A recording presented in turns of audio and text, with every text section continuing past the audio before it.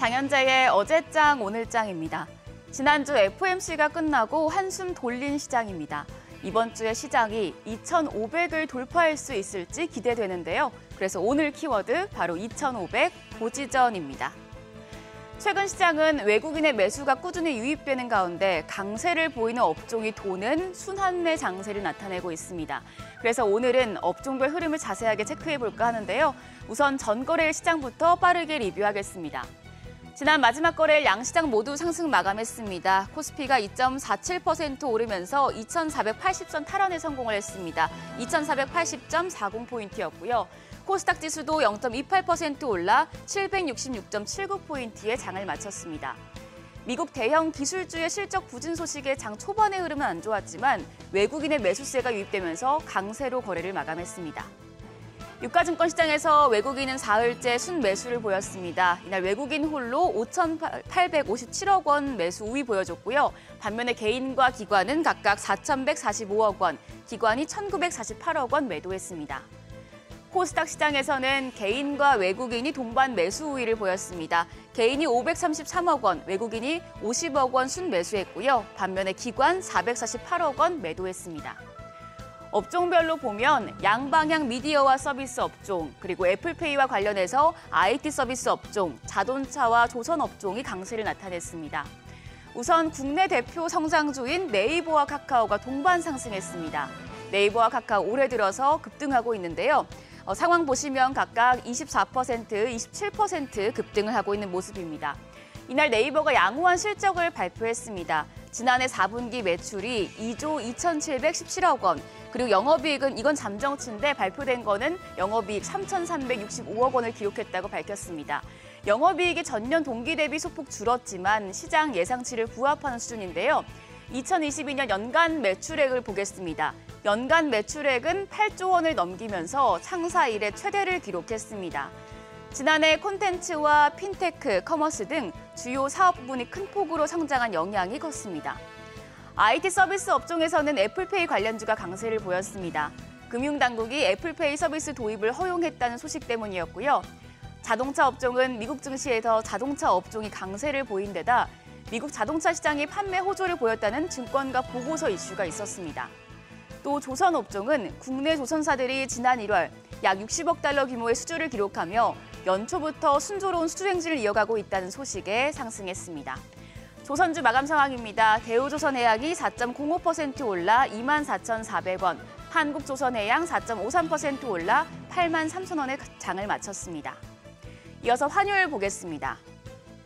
이날 환율은 9원 10전 오른 1,229원 40전에 마감을 했습니다. 유럽중앙은행 ECB와 잉글랜드 은행인 BOE가 현지 시간 2일 각각 0.5%포인트 금리 인상을 결정했지만 이게 시장 예상에 부합하면서 오히려 달러와 강세를 부추겨 환율이 하루 만에 반등하는 모습이었습니다. 앞서서 지금 시장은 업종과 테마별로 강세 종목이 옮겨가고 있는 순환매 장세를 보이고 있다고 전해드렸죠. 1월의 시장이 로봇과 AI 관련주를 중심으로 움직였다면 이제 2월 시장은 챗 GPT 관련주들을 중심으로 강한 시세가 나오고 있습니다. 1월 투자자별로 상위 순매수 10개 종목의 수익률을 계산해 봤더니요. 표를 보실까요? 개인이 10.03%, 그리고 외국인이 14.08%의 수익률을 냈습니다. 여기서 개인, 순매수 상위 10개 종목 중에서 무려 8개 종목의 수익률이 전부 마이너스였는데 이 두 종목의 수익률을 끌어올렸습니다. 특히 삼성전자가 투자를 한다는 소식을 전해지며 주목받은 레인보우 로보틱스 1월 한 달 동안만 무려 127% 폭등했기 때문이었죠. 2월 시장에서는 인공지능, 챗 GPT 관련 종목들이 급등하는 모습입니다.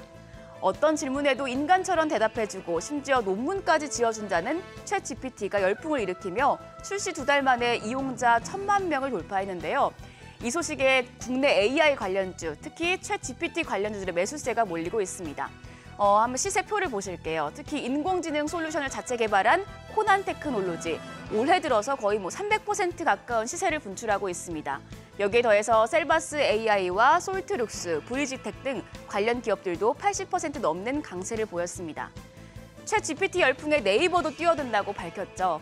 네이버는 지난 3일 실적 발표 컨퍼런스 콜에서 생성형 인공지능 AI 같은 새로운 검색 트렌드에 대한 대응책을 준비하고 있다며 올 상반기 내로 네이버만의 향상된 검색 경험인 서치 GPT를 선보이는 것을 목표라고 밝힌 바 있습니다. 보시는 것처럼 오픈 AI의 챗 GPT를 시작으로 구글과 바이두 그리고 네이버까지 AI 서비스 무한 경쟁이 시작될 텐데요.